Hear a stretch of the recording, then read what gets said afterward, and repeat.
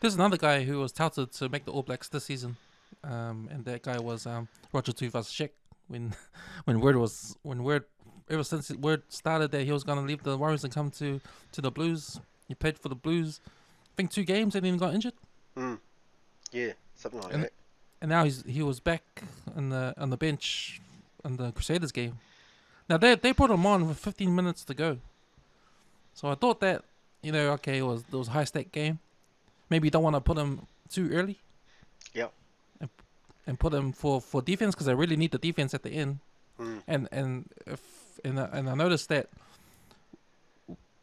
with Bowden Barrett on his outside, Bowden Barrett never passed it again to the backs. You know. yeah.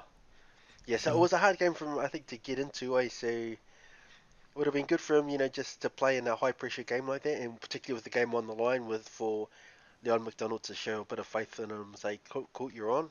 mm, We're seeing guys who sort of get left off for the full 80, but yeah, it was difficult because you're right.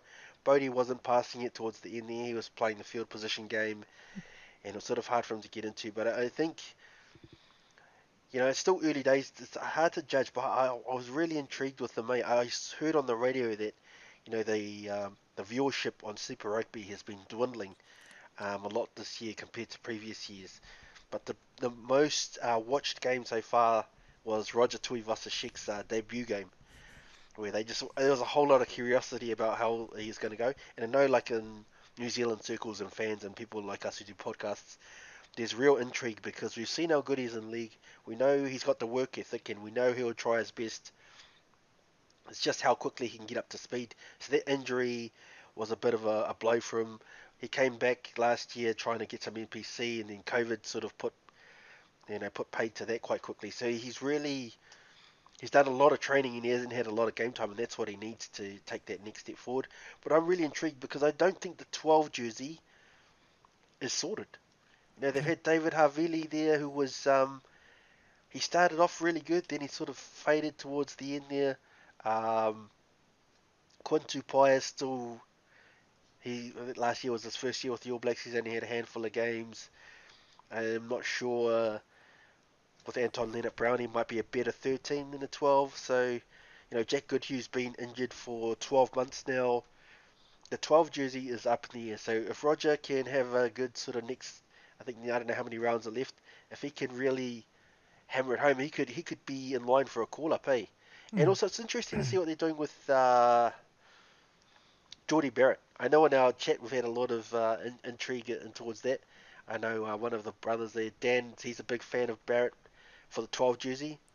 So yeah, it'll be interesting to see how that plays out as well, because that could be a spanner in the works for Roger. But he's got similar to what Rico Ioane's got at 13, where he's got speed that no one else has got, and that point of difference might get it over the line.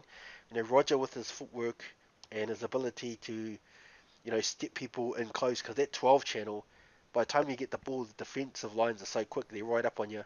His ability to just sort of step out and step one guy and sort of buy an extra 4 or 5 seconds, that could mm. be invaluable. So I hope he gets a real good crack at today. That's all I'd say. How have you seen Rogers' transition? You know what? Like, I think that injury was a huge setback for him.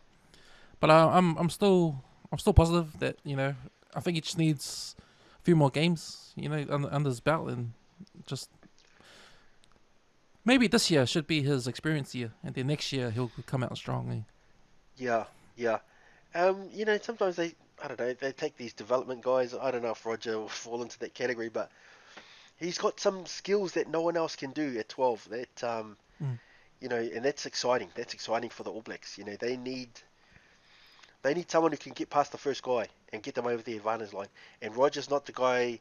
Like traditionally, we've had guys like Manonu and Sonny Bill Williams who've been able to use their brute force and strength to push their way through.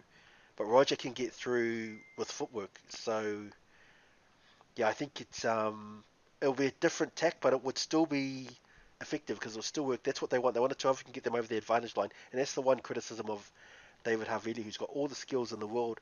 mm, If he was, say, 5 centimeters taller and 5 kgs heavier, man, he'd be the best 12 out. But Yeah, he just can't punch through the line the way that we like the All Black 12s to do. So yeah, You're right about Jordy Barrett, because the Hurricanes moving him to 12. It's sort of like an indication that the All Blacks coaching staff has told Hurricanes to play him at 12 because you're yep, right. The All Blacks are pretty thin at that number 12 at that second five yep, um, position. And if you think about Jordy Barrett playing fullback, well, Will Jordan's out there, so yeah, he's got that locked up. So they probably need some more options for Jordy Barrett because I think you really need Jordy Barrett in the team because yeah, he can kick as well. yeah, yeah. Yeah, I quite like that idea as well because you're right. Will Jordan, he has to be in that team somewhere. Geordie Barrett's another guy who you'd say he's one of the best backs, better backs in the country. So maybe it's just we'll just try and find jerseys for everyone and fit our best guys in because I think Will Jordan has to start somewhere, and I do think Geordie Barrett's probably got to be in the starting lineup somewhere. So Mm. that could be the best option. Maybe Geordie at 12 and Will Jordan at 15.